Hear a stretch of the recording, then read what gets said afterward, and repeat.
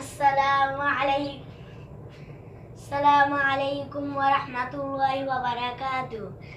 আজকে আমি একটা কবিতা আদর্শন করব। এই কবিতাটির নাম নেমন্তন্ন। কবির নাম অন্তরা শঙ্কর রায়।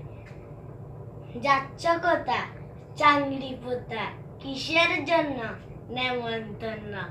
বিয়ের বুঝি না বাবুজি, কিসের তবে ভজন হবে? শুধুই ভজন, প্রসাদ ভজন। কেমন প্রসাদ? যা খেতে স্বাদ। কি খেতে চাও? ছানার পোলাও।